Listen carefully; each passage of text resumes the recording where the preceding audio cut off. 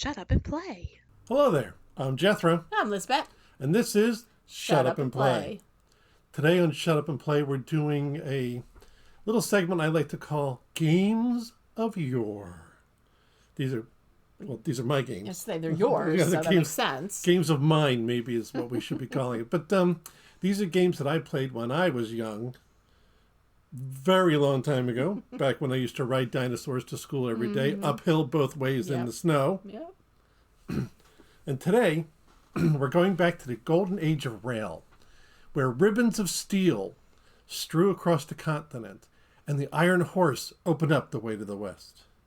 Do you have what it takes to make your fortune off the backs of the unwashed masses and become a rail baron? Just call me Barons. Today we're looking at Rail Barons. I believe it was made sometime in 1977-ish by Avalon Hill Games, and we played this game a lot growing up. Did you know Avalon Hill used to be in Baltimore, Maryland? Yes, I was aware of that. know Yes. that. Oh yeah. We lived near Baltimore for quite a while. We did. Oh. Yes. No, I'm a collector of. I say a collector. I own a number of Avalon Hill games. I always loved them. I thought they were great. So today I wanted to show you Rail Barons. It's his favorite. It is definitely a fun game to play. So let's take a look here. If I push the right button. All right. Here we have the continental United States. We have our trains. I should point out that, again, this is an old game, so while this is what it looks like, back then, obviously, things look a lot different now. I refer to Rail Barons as the game that Ticket to Ride wants to be when it grows up. Yeah. So the idea behind Rail Barons is you just go from one location to another and collecting money. Obviously, it costs money to ride a train, so every time you roll the dice, you have to pay your fee. So I'd roll these dice. What are you looking at? When was the Rail Barons game released? It says to me 1977. Ooh, I was right. Wow. So you roll your dice. And you look at the red one first, and you see that this is a 4. Hopefully you can see that that's a 4. Red 4. So that means even. And then we add the 2 dice together for 3, so even 3. And she'll look that up on our chart. You can actually, why don't you bring that chart over so people can see what the destination chart looks like. There we go. Your region is South Central. All right, so South Central is right down here. Then we roll again. Odd 6 in the South Central. 6, New Orleans. So so let's see, I'm white. We're heading down to New Orleans. New Orleans. Which is right there.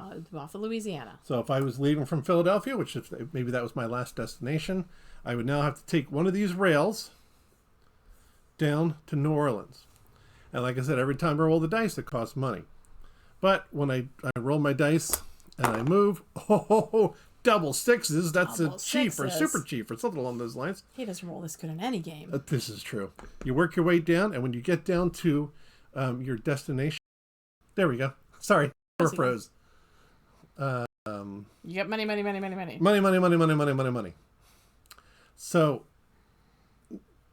but the question is, what do you spend this money on? The answer is railroads.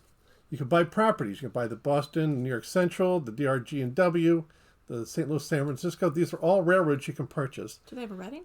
I believe they do. Huh. Here's a Pennsylvania one. Pennsylvania. So the PA is $30,000. Woo, cheap. Yeah, it's expensive, yes. So what you would do is you can buy your railroad, and that becomes yours. So when you travel on your railroad, it's a lot cheaper than if you just travel on an unowned railroad. And even more importantly, when other people travel on your railroad, they have to pay you instead of paying the bank. When you hit $200,000, you got to make it back to your home base, and you got to be careful not to let everybody know you're doing that, because if they jump you while you're riding the rails, you got to pay them half your money. That's nothing good. No, it's not. So you make it all the way back. Let's say your home destination was Philly. You make it all the way back here after you get $200,000, and you win the game, and they call you Baron. You are the Rail Baron. You are the Rail Baron, and you get to sing the "Just Call Me Barons" song, which is what I know. It's just what we made up growing up. And that's pretty much Rail Barons.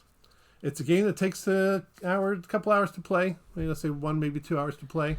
And it's one we can't play. Why is that? I have no idea. Didn't you tell me it's a 3-player right. game? I'm sorry. Yes. So I was like, oh, let's play the game. It's been a long time. And Yes. you went, yeah, we can't. It is a minimum of 3 players. It's obviously the more players you have, the more fun it is, the more challenging it gets, and we can't play it, unfortunately. No. So we need you know what we should have? What? Friends. We should have friends. Other people have friends. Nah. We have a YouTube channel. Okay. I don't think they'll play Rail Barons with us over the YouTube channel, though. Can I ask you my question now? Sure. So, I'm curious. Yeah. Why do trains hear so well? I don't know. Why do trains hear so well? Because of their engineers. Oh, their engineers.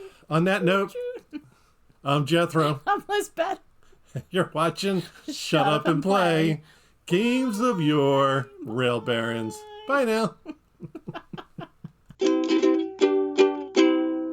Shut up and play.